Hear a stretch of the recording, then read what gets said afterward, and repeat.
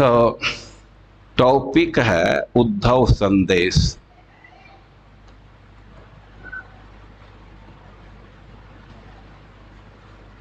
उद्धव संदेश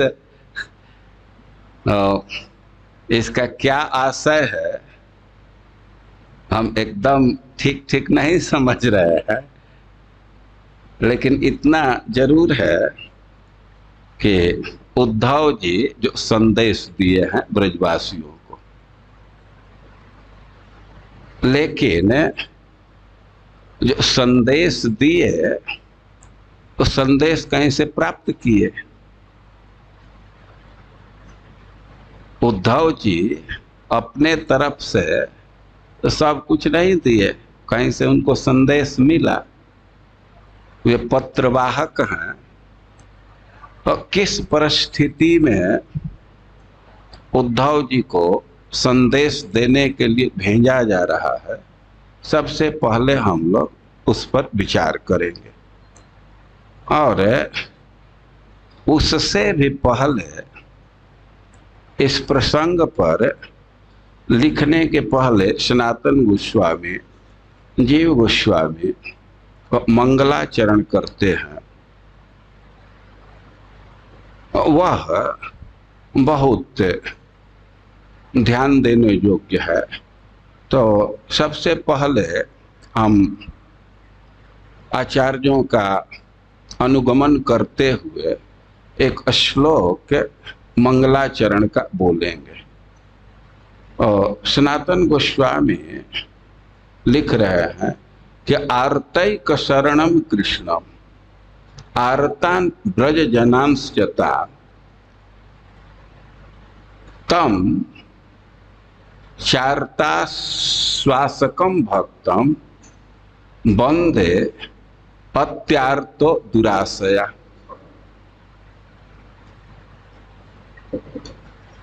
आप देखिए,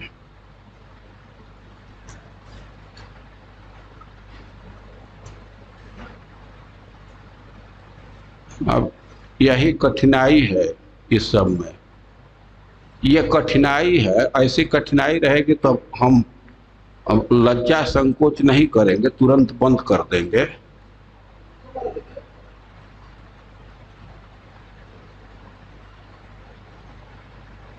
आर्तैक शरणम कृष्णम आर्तान ब्रजजनांश्चतान तम चार्ता श्वासकम भक्तम वंदे अर्त्यार्थो दुराशया। कह रहे हैं कि आर्तैक शरणम कृष्णम, जो आर्त जनों के एकमात्र आश्रय हैं, उन कृष्ण की मैं वंदना करता हूं। वंदे, मैं वंदना करता हूं। आर्तैक शरण, जो दुखी जन है, आर्त है, तो उनके एकमात्र आश्रय, उनकी मैं वंदना करता हूं। और भक्तान ब्रज जनांश्चतान, और नहीं, आर्तान ब्रज जनांश्चतान, और कृष्ण के वियोग में जो ब्रजवासी आर्त हैं, अति दुखी हैं, उनकी मैं वंदना कर रहा हूं। ब्रजवासियों की वंदना कर रहा हूं। और तम चारता श्वासकम भक्तम, और जो आर्त जनों को आश्वासन देने वाले भक्त हैं, वह उनकी वंदना मैं कर रहा हूं। और अत्यार्थ दुराशया, अपनी स्थिति बतला रहे हैं कि हम अपने दुष्ट चित्त से, दुष्ट आशय से अति आर्त, अत्यार्थ, अपने विषय में कह रहे हैं कि हम अति आर्त हैं, अति दुखी हैं। क्यों दुखी हैं? दुराशया, अपने दूषित चित्त के चलते, दूषित वासना के चलते। तो ऐसा मैं, जो आर्तों के एकमात्र आश्रय हैं, उनकी वंदना कर रहा हूं। और ब्रज में जो कृष्ण के विरह में आर्त हैं, उनकी वंदना कर रहा हूं, और जो उन ब्रजवासियों को आश्वासन देने वाले हैं उनकी वंदना कर रहा हूं। ऐसे वंदना करके श्रीमद् भागवतम के 46वें अध्याय का प्रारंभ कर रहे हैं। आप जानते हैं कि भगवान जब ब्रज में थे, नंदगांव में थे, वो अक्रूर जी उनको लेने के लिए आए।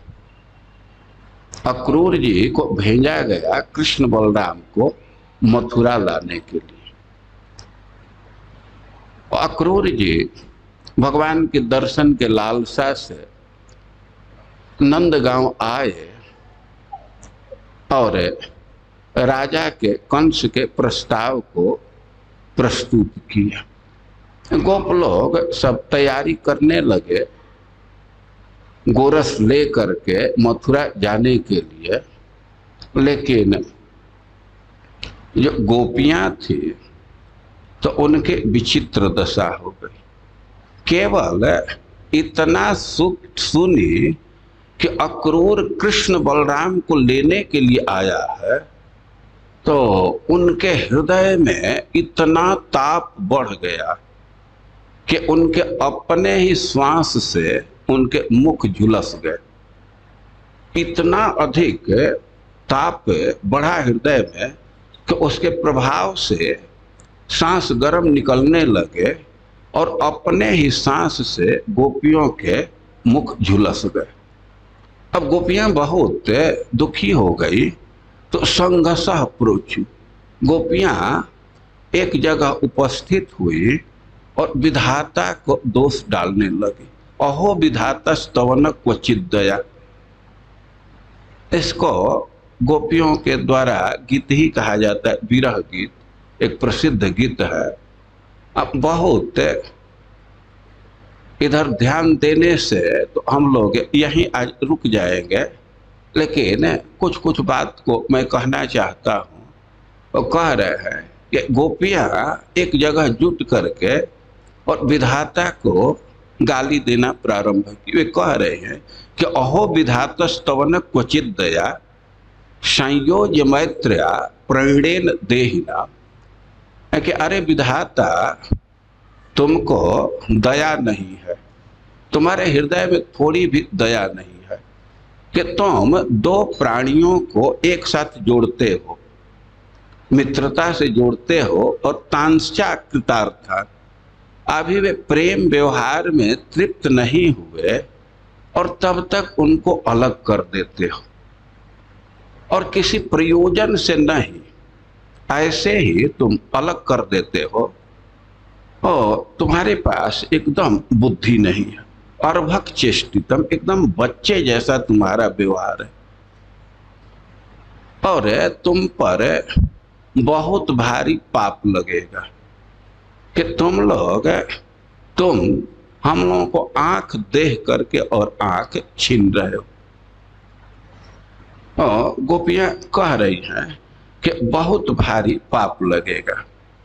जैसे कोई व्यक्ति किसी को कुछ सुविधा न प्रदान करे, जो आवश्यक चीज है उसको न दे, तो वह भी दोषी माना जाता है।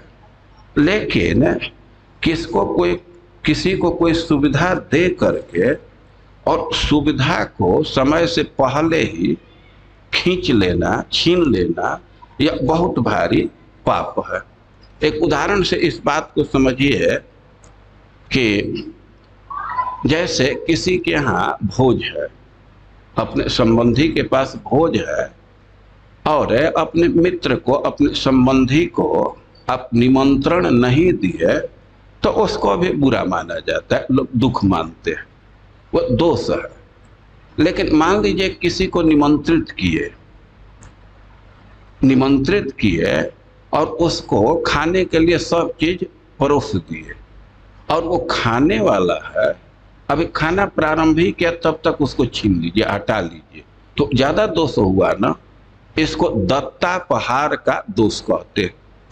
तो गोपियां कह रही हैं कि तुम पर दत्तापहार का दोष लगेगा, क्योंकि हम लोगों को आंख दिया और तुम उस आंख को दे करके छीन रहे हो। यानी कि तांस्या कृतार्थ विनियोक्ष पार्थकम विक्रीडितम तेर्भक चेष्टितम यथा करोसि पारोक्षम साधुते कृतम क्रूरस।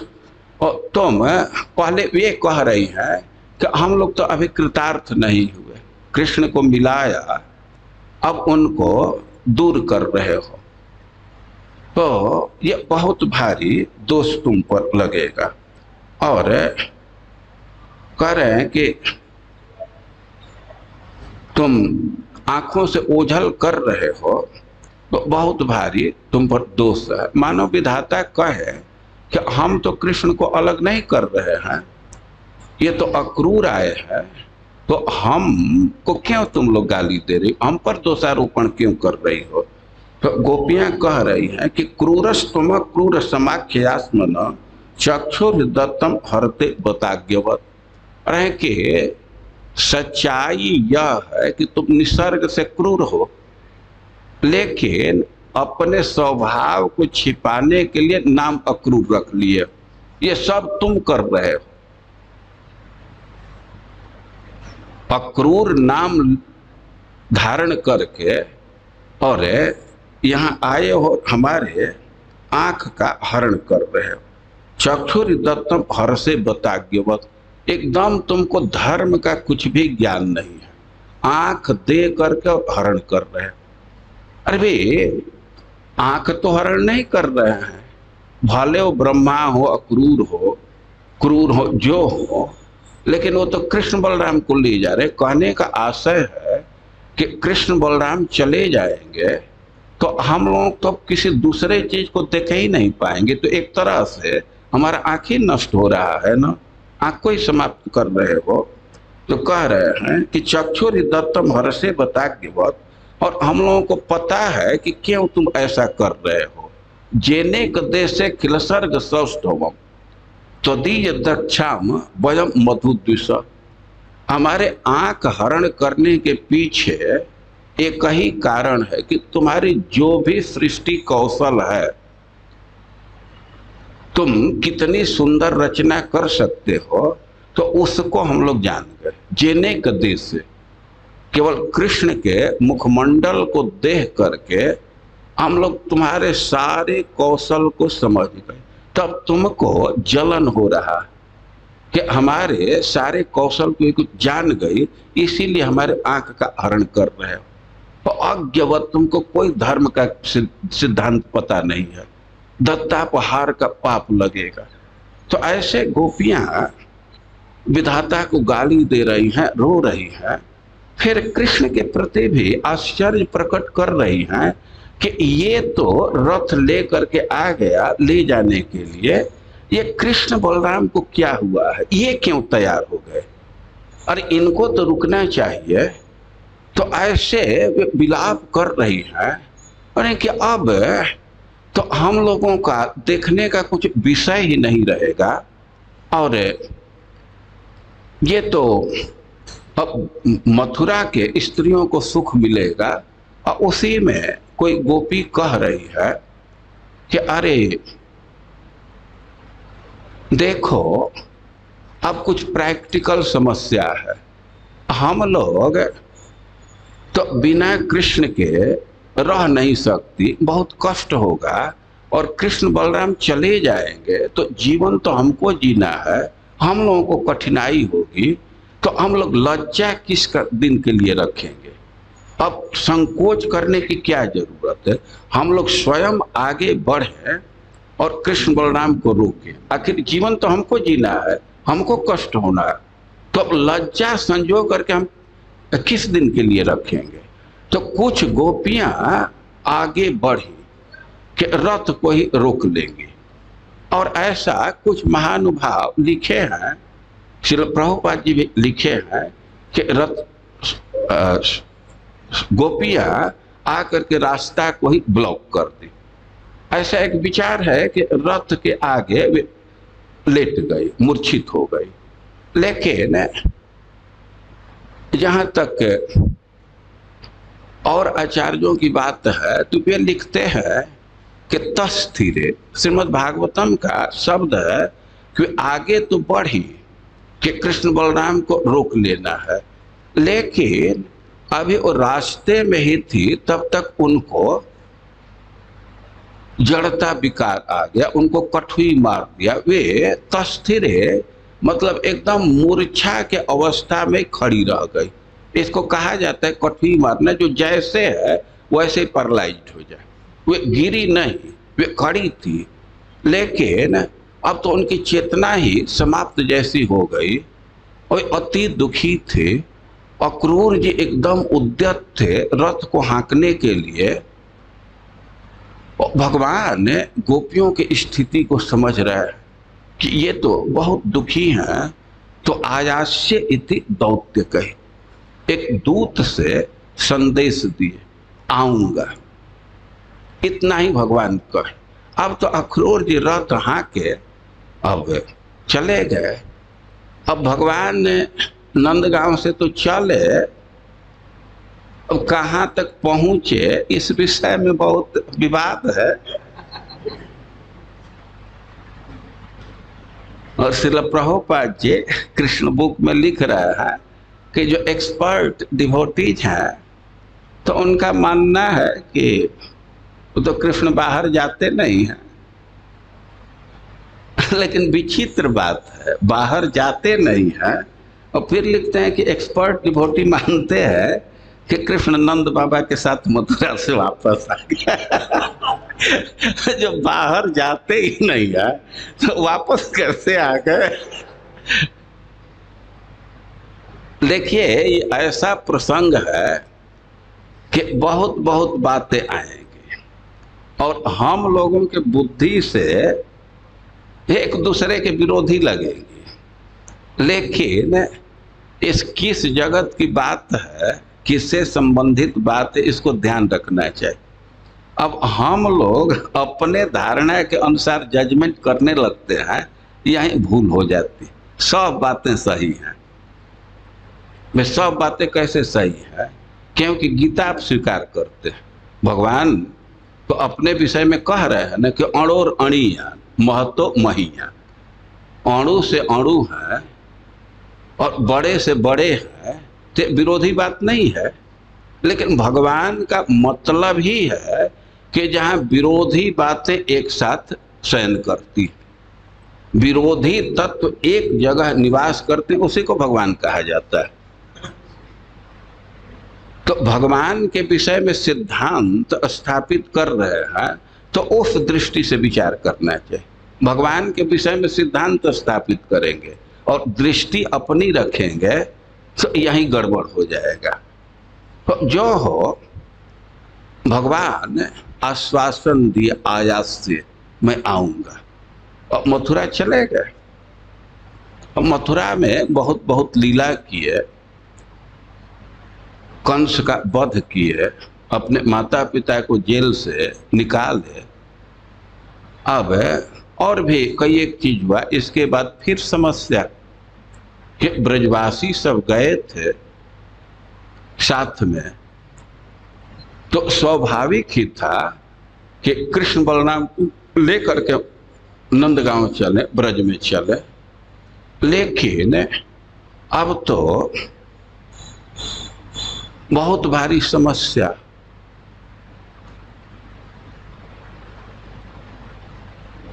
समस्या यह थी कि कोई भी माता पिता है तो उसका भी अपने पुत्र के प्रति अरमान होता है।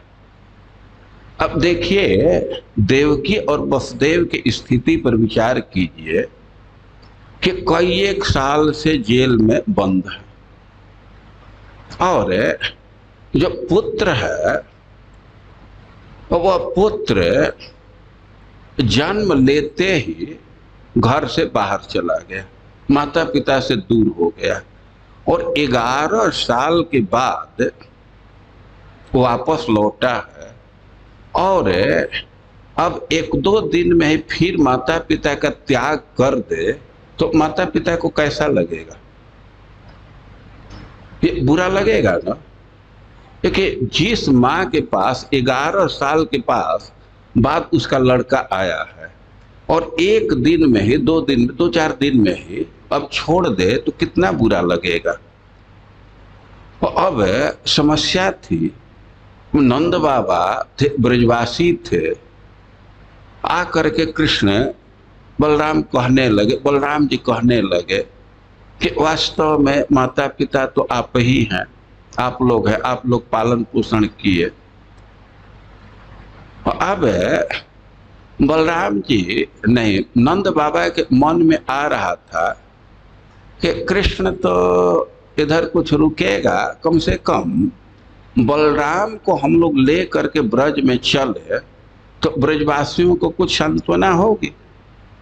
ब्रजवासी भी तो कृष्ण बलराम के लिए तड़प रहे थे, तो एक विकल्प था कि बलराम जी को लेकर के चला जाए, कृष्ण को छोड़ दिया जाए। लेकिन अब नंद बाबा विचार करने लगे कि यदि मैं यह आग्रह करता हूं कि बलराम को लेकर के चले तो वसुदेव जी कैसा सोचेंगे। अरे वसुदेव जी का तो 6 पुत्र मार दिए गए, जीवित पुत्र है तो बलराम ही है। कृष्ण को तो नंद बाबा भूल करके भी नहीं मानते थे कि ये वसुदेव का पुत्र है,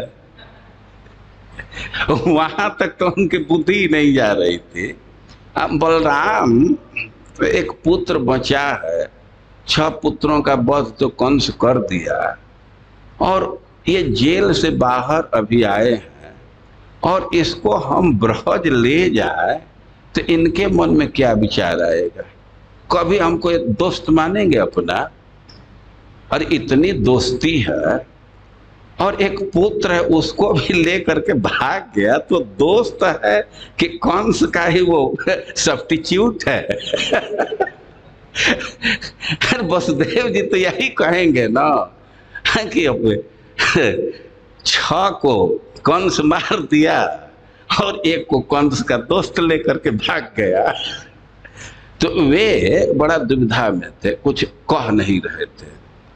और कृष्ण अब नंद बाबा के दुविधा को समझ गए तो अपने से आगे आकर के कह रहे हैं कि यात यूयम ब्रजम तात, हे पिताजी आप ब्रज में जाइए, आप लोग ब्रज में चले जाइए। ये बहुवचन में संबोधन एक वचन में कर रहे हैं, लेकिन यात यूयम तो हम बहुवचन में कि आप लोग ब्रज में चले जाइए। और वयम च स्नेह दुखिता ज्ञातुन व द्रष्टुमिष्याम विधाय सुहृदा सुखम। अरे कि हम लोग भी आएंगे लेकिन विधाय सुहृदा सुखम, जो हमारे स्वजन है, हमारे परिवार के लोग हैं, हमारे हितैषी हैं, तो इनका सुख विधान करके हम लोग कुछ यहाँ रुकेंगे। लेकिन आप लोग चिंता मत कीजिए, जात यूयम ब्रजम तात वयम च स्नेह दुखिता। भगवान का आशय है कि अभी 11 साल के बाद हम लोग आए हैं, अभी तुरंत इधर से निकल जाए तो बहुत भारी कठिनाई होगी, हमारे जो संबंधी हैं तो बहुत दुख अनुभव करेंगे। तो भगवान कह रहे हैं कि हम लोग भी आएंगे, ज्ञातुन वो द्रष्टुमिष्याम विधाय सुहृदाम सुखम। यहाँ मथुरा के अपने संबंधियों को थोड़ा सुख दे करके हम ब्रज के आप बंधुओं को, वह ज्ञातिन आपके जो संबंधी हैं तो उनको देखने के लिए आएंगे। तो नंद बाबा का तो ऐसा स्वभाव है कि जो कृष्ण कह रहा है उस पर पूर्ण विश्वास है। अरे देखिए, ये स्नेह का ऐसा संबंध है कि जो साधारण माता पिता है वो भी कुछ दिन के बाद एकदम अपने पुत्र के पीछे हो जाते, जैसा पुत्र कहता है ठीक ठीक है। तो अब नंद बाबा में तो बहुत अधिक स्नेह है, तो कृष्ण कहे तो तैयार हो गए। तो अब थोड़ा सा विचार कीजिए कि कृष्ण 2 बार वचन दे चुके, ब्रज से आते समय भी ये वचन दिए हैं कि आयास्य मैं आऊंगा, और नंद बाबा को भेजते समय भी कह रहे हैं कि आस्याम हम लोग आएंगे, आप लोगों को देखने के लिए, आपके संबंधियों को देखने के लिए आएंगे। लेकिन अब मथुरा की ऐसी स्थिति हो गई कि भगवान बहुत दिन तक गए नहीं। कई एक लोग प्रश्न करते हैं कि क्यों नहीं कृष्ण गए, अरे कैसे कृष्ण चले जाए। कई एक समस्या है। अभी तो 11 साल के बाद अपने माता पिता के पास आए हैं, तो माता पिता का भी कुछ अरमान होता है ना। कोई माता पिता है तो अपने पुत्र का जब सुख विधान करते हैं तो उसी से उनको सुख अनुभव होता है।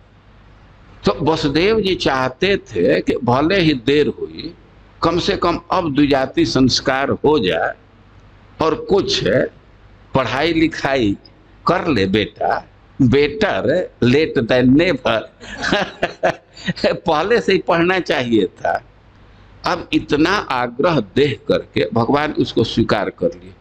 भगवान चाहते थे कि जल्दी से ब्रज में लौट जाए। देखिए भगवान कितना जल्दी चाहते हैं। अब माता पिता पढ़ाई के लिए भेजे तो मात्र 64 दिन में सब कोर्स पूरा कर लिए। 64 कला 64 दिन में सीख लेना, ये बहुत विचित्र बात है ना। पर इसके पीछे कारण यही है कि भगवान जल्दी जल्दी पढ़ रहे थे कि पढ़ाई खत्म करके और जल्दी से लौट जाए घर। यहाँ भी कितने स्टूडेंट हैं या एम्प्लॉई हैं कि पढ़ने के लिए वृंदावन आ गए, नौकरी छोड़ करके अपने माता पिता को कि हम कोर्स करना चाहते हैं। माता पिता पूछा अरे कैसा पढ़ाई है, कितना दिन पढ़ोगे कोई कोई माता पिता कहते हैं कि अच्छा ठीक है पढ़ाई ज्वाइन कर लिया तो 1 साल में पूरा करके आ जाना। तो भगवान माता पिता के आग्रह को देख करके गुरुकुल में चले गए और जल्दी से ब्रज में जाना चाहते थे। लेकिन अब तो मथुरा में एक एक समस्या, शत्रु आक्रमण की योजना कर रहे थे।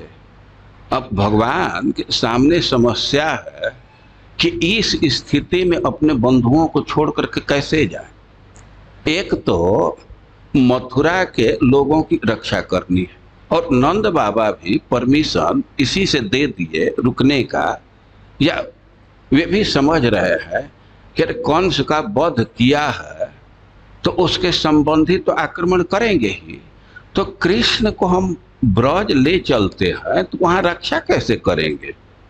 पर मथुरा में तो कम से कम किला है यहाँ सुविधा है, किला में रह सकता है। भाई गांव और शहर में अंतर है ना। तो भगवान सोच रहे थे कि बंधुओं पर खतरा है तो रक्षा करनी चाहिए। दूसरी बात कि कदाचित ब्रज में चले जाते हैं तो आक्रमण करने वाले तो ब्रज में ही करेंगे, तो ब्रजवासियों को भी क्षति होगी। तो कृष्ण कोई अपने स्वार्थ में मथुरा में रुक गए या द्वारका में रुक गए, ऐसी बात नहीं है, ब्रजवासियों के रक्षा के लिए। अब तो कृष्ण जहां हैं वही लोग आक्रमण करेंगे ना, वैर तो कृष्ण से है। तो यदि ब्रज में आ जाते हैं तो बम फेंकेंगे तो ब्रजवासियों को बर्बादी होगी। तो एक तरह से ब्रजवासियों के रक्षा के लिए रुके रहे। तो यह एक बात है। और दूसरी बात है कि अब उधर भी जानते थे कि ब्रज के लोग बहुत दुखी हैं, उनको भी सांत्वना देना है।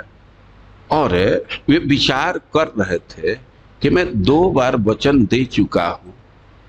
तो भगवान मथुरा में थे, लेकिन उनका हृदय संतप्त था।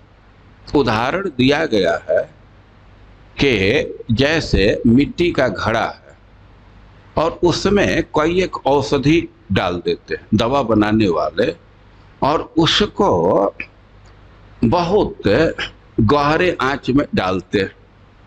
अभी एक दवा बनाने की बात थी, परम पूज्य राधा रमण महाराज एक योजना कर रहे थे कि कंडरा ले आना है। कंडरा माने जो डायरेक्ट गोबर सूख करके तैयार हो जाता है, तो उसको कंडरा कहते हैं। हमको कहते हैं कि बिहार से लाइएगा। और कंडरा इतना जुटाना है कि 3.5 फुट नीचे गड्ढा खोद करके, और कितना 4-5 फुट लंबा, 2-3 फुट चौड़ा, और उसमें आग भर देना, आग जलाना, गोईठा रख करके, और उसमें घड़े में घड़ा को बढ़िया से पैक करके, फिर ऊपर से मिट्टी का लेप करके, और उसको कई एक दिन तक उस आग में रखना है। तो औषधि तो घड़े के अंदर है, लेकिन आग में डाल दीजिए तो बाहर तो नहीं आता है, लेकिन उसी में जलता रहता है, फूटता रहता है, उसमें परिवर्तन होता है ताप पाक करके। तो वैसे भगवान अपने हृदय में बहुत तप्त थे ब्रजवासियों के दुख को अनुभव करके, लेकिन वे कह नहीं रहे थे। देखिए, संकेत किया गया है, जैसा मैं प्रारंभ में कहा कि गोपियां दुखी थी, रो रही थी, तो केवल गोपियां ही दुखी नहीं थी। सुखदेव गोस्वामी संकेत करें भगवान भी, गोपियां तो एकदम विलाप कर रही थी, विधाता को गारी दे रही थी। तो ऐसी बात नहीं है कि भगवान को दुख नहीं था। एक शब्द में गोपियों के दुख का वर्णन कर रहे हैं, और उसी में कह रहे हैं कि भगवान भी, तो कुछ आशय निकाला जाएगा ना। गोपियां दुखी हैं और भगवान भी, क्या इसका अर्थ हुआ? लेकिन भगवान की क्या समझ स्थिति है? रामा क्रूर युतो नृप, वे बलराम जी के साथ हैं, बड़े भाई के साथ हैं, और अक्रूर जी के साथ हैं, चाचा के साथ हैं। तो बड़े भाई हैं, चाचा हैं, अब वही अपने प्रेयसी के लिए, अपने प्रिया के लिए कृष्ण रोने लगे, तो बलराम जी को और उनके चाचा को कैसा लगेगा? कुछ तो मर्यादा का निर्वाह कर रहे हैं। तो कह रहे हैं कि भगवान अब भी, प्रारंभ से ही भगवान भी दुखी हैं, लेकिन अब तो वे सयाने लोगों के साथ, अपने बड़ों के साथ रह रहे हैं, तो अपने दुख को हृदय से बाहर नहीं कर रहे, लेकिन भीतर तो तप ही रहे हैं। तो भगवान सब कार्य कर रहे हैं, शत्रुओं से निवारण कर रहे हैं, लेकिन मन ही मन योजना कर रहे हैं कि आखिर ब्रजवासियों को तो कुछ सांत्वना देना होगा, कुछ तो करना होगा। तो अब इसके लिए क्या किया जाए? मथुरा में थे, पढ़ करके आ गए। अरे जब तक मथुरा में थे तब तक ब्रजवासियों को कुछ सूचना भी मिल जाती थी, लेकिन जब पढ़ाई के लिए चले गए उज्जैन, तो अब तो कुछ दिन तक, 2 महीना तक कुछ सूचना भी नहीं मिला। तो ब्रजवासी और दुखी थे। तो भगवान जब पढ़ाई करके आए, उसी समय उद्धव जी भी मथुरा में आ गए। तो अब भगवान विचार कर रहे हैं कि उद्धव फिट कैंडिडेट है, इसके द्वारा कुछ गोपियों को संदेश दिया जा सकता है और कुछ उनको सांत्वना प्रदान किया जा सकता है। तो भगवान के भावना का अनुवाद कर रहे सुखदेव गोस्वामी, तो उद्धव जी का परिचय दे रहे हैं, कह रहे हैं, वो मत डालो, वृष्णि नाम प्रवर, यह श्लोक है, इसको डाल सकते हो तो डालो। और जैसा भगवान विचार कर रहे हैं उसी के अनुरूप सुखदेव गोस्वामी उसको प्रकट कर रहे हैं। तो उद्धव जी के विषय में कह रहे हैं कि वृष्णि नाम प्रवरो मंत्री, कृष्णस्य दैतः सखा, शिष्यो बृहस्पति साक्षात, उद्धव बुद्धि सत्तम। वृष्णि नाम प्रवर, उद्धव जी के विषय में एक बात कह रहे हैं कि वृष्णि नाम प्रवर, ये वृष्णि वंशियों में श्रेष्ठ है। अच्छा, वृष्णि वंशी की क्या स्थिति है कि इंगितज्ञ पुरु प्रौढ़ा एका रामस्य सात्वता, इंगितज्ञ वृष्णि वंशियों का परिचय दिया गया है कि उनका बौद्धिक स्तर ऐसा था कि लक्षण से हृदय की बात को जान जाते थे। इंगितज्ञ लक्षण से, इंडिकेशन से समझ जाते थे कि उसके हृदय में क्या है। और ऐसे वृष्णि वंशियों में उद्धव जी प्रवर श्रेष्ठ। ये जनरल वे में ही वृषणवंशी बौद्धिक दृष्टि से बहुत उन्नत है। और सुखदेव गोस्वामी उद्धव जी के विषय में कह रहे हैं कि वृष्णि नाम प्रवर, वृषणवंशियों में श्रेष्ठ है। तो वृषणवंशियों में श्रेष्ठ कहने का आशय है कि भगवान विचार कर रहे हैं कि विविध भावना नाम अपि सर्वेषां एव यादवा नाम सम्मत अत्यादृत इति परम चातुर्यम अभिप्रेतम। अरे जो भी यादव है, वृषणवंशी है, तो सबकी भावना एक जैसा नहीं है, भावना में अंतर है, सबका अपना अपना व्यक्तित्व है, लेकिन सब में यह श्रेष्ठ है, मतलब सबके आदर का पात्र है। तो कह रहे हैं कि तेन च बाल वृद्ध तरुणादि नाम प्राय प्रत्येकम पृथक भावना विचित्र रसवतामपि ब्रज जना नाम सांत्वने सामर्थ्यम। तो अलग अलग उम्र के अलग अलग भावना के वृषणवंशी है, सबको यह प्रिय है, सब लोग आदर करते हैं। तो इससे यह सूचना मिल रही है कि यदि ये ब्रज में जाता है तो भले ही ब्रजवासियों का भाव अलग अलग है। अरे कोई वात्सल्य रस में है, कोई सख्य रस में है, कोई माधुर्य रस में है, लेकिन किसी भी रस में हो, चाहे वृद्ध हो या युवक हो, सबको ये सांत्वना दे सकता है। इधर वृषणवंशियों के अलग अलग भावना होने पर भी सबका ये आदर का पात्र है, सब इसका सम्मान करते हैं, तो यह गुण वहां भी उभरेगा। तो यह सबको सांत्वना कर दे सकता है, इसके पास एक सामर्थ्य है। और कह रहे हैं कि मंत्री सामान्य रूप से कहीं कहीं ये तीनों पद को एक साथ कहते हैं। वृष्णि नाम प्रवरो मंत्री, वृषणवंशियों के श्रेष्ठ मंत्री। लेकिन गौड़ीय आचार्य श्रीपाद सनातन गोस्वामी लिख रहे हैं कि मंत्री वृषणवंशियों में श्रेष्ठ है, और केवल श्रेष्ठ ही नहीं है, उनके मंत्री हैं। मंत्री का अर्थ है कि गुप्त युक्ति प्रद, जहां गुप्त मंत्रणा की जरूरत है तो यहां ये सफल होते हैं। और तो इससे यह ध्वनित है कि ब्रज में भी सबको अपने बस में कर लेंगे। कि उद्धव जी मंत्री हैं, भगवान भी कहीं यात्रा करते हैं तो अपना बॉडीगार्ड रखते हैं, सात्यकी उनके बॉडीगार्ड है और उद्धव जी काउंसलर है। कोई दुविधा की स्थिति आती है तो उद्धव जी से मंत्रणा लेते हैं। एक बार की घटना है कि भगवान द्वारका में सुधर्मा सभा में थे, वहीं बैठे थे, सभा लगी हुई थी, और उसी समय एक नया व्यक्ति आ गया, अपरिचित व्यक्ति आ गया।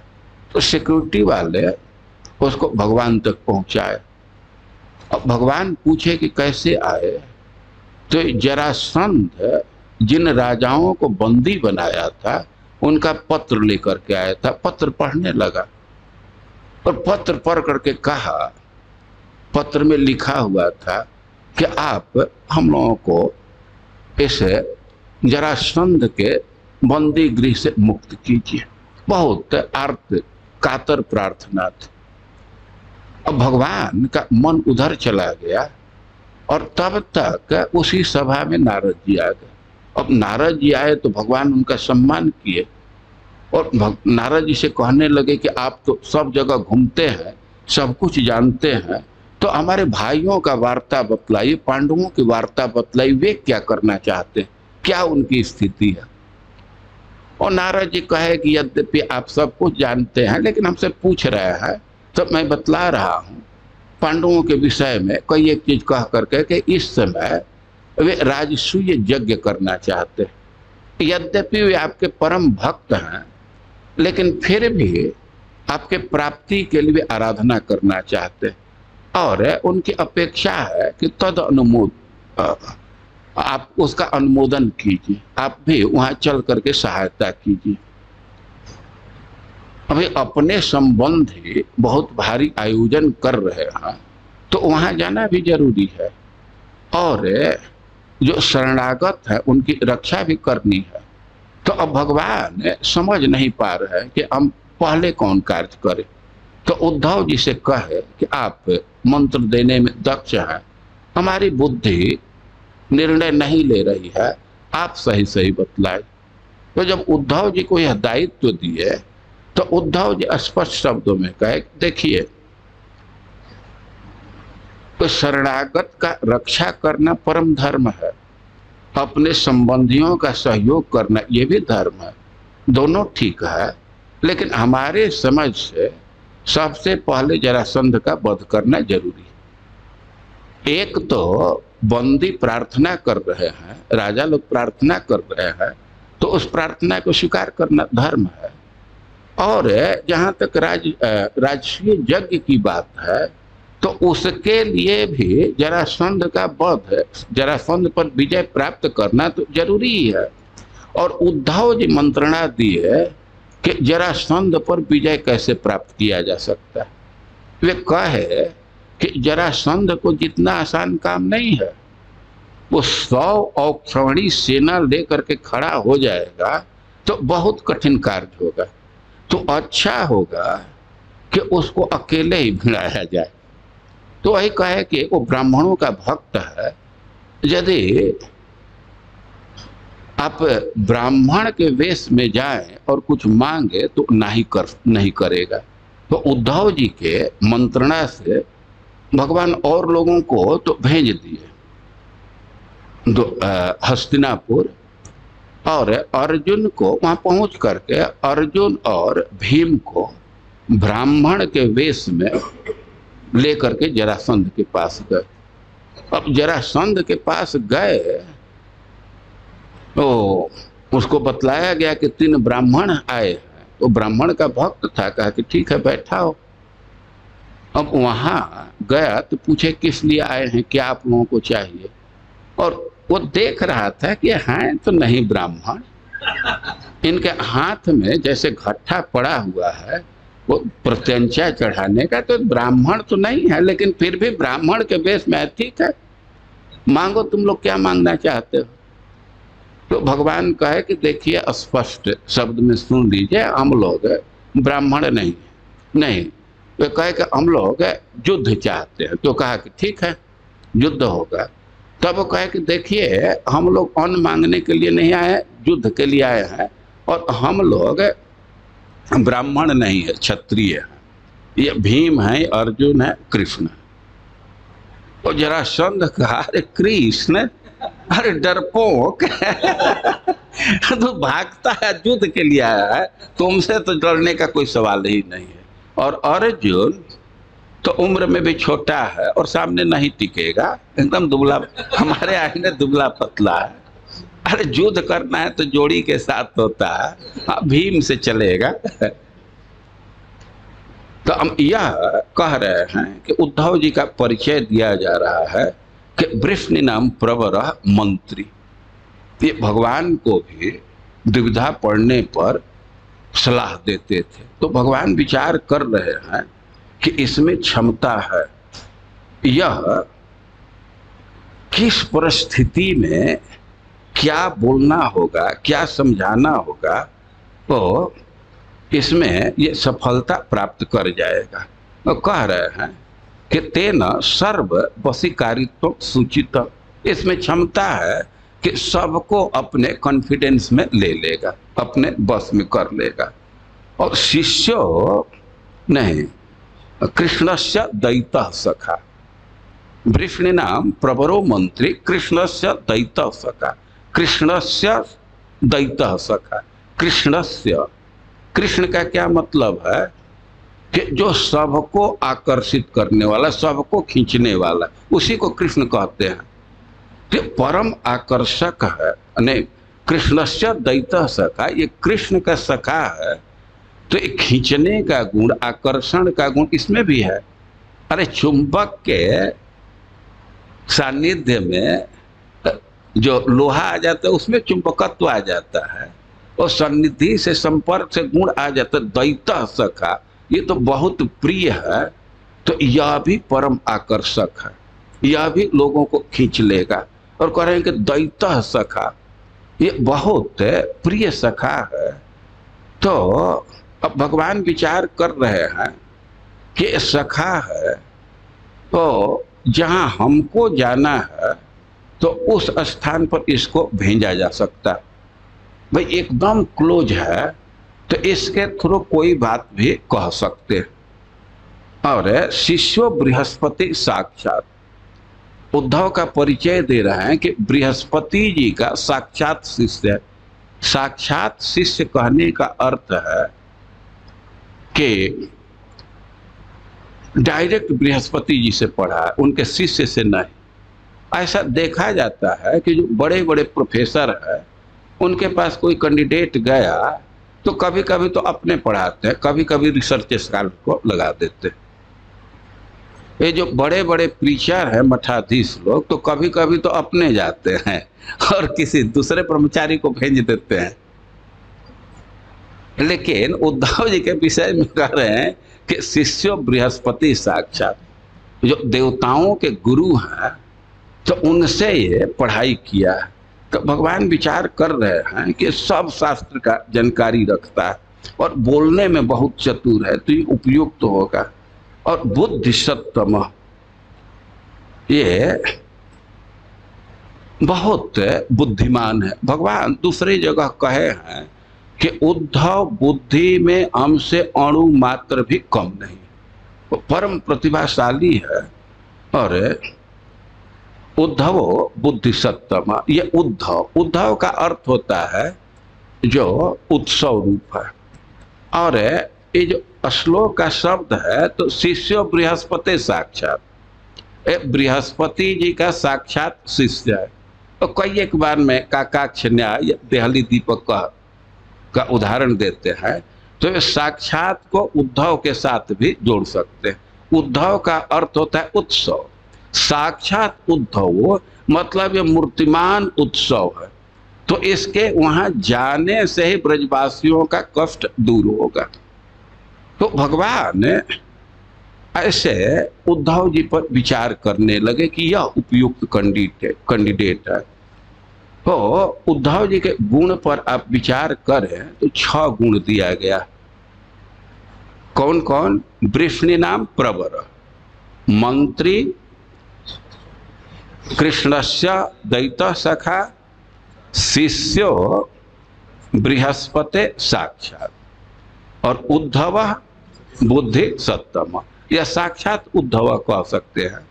6 हुआ ना, जैसे भगवान का 6 ऐश्वर्य है, तो उसी तरह 6 गुण की गिनती करें कि लगभग भगवान जैसा ही है।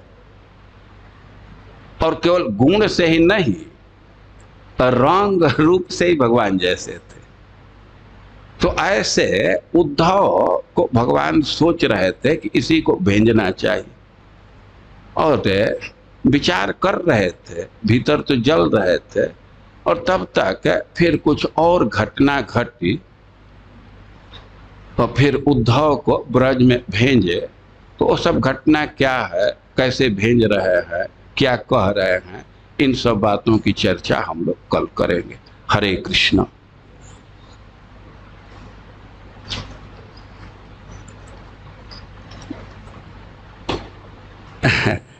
तो आवाज सुनाई दे रही है आप लोगों को ना?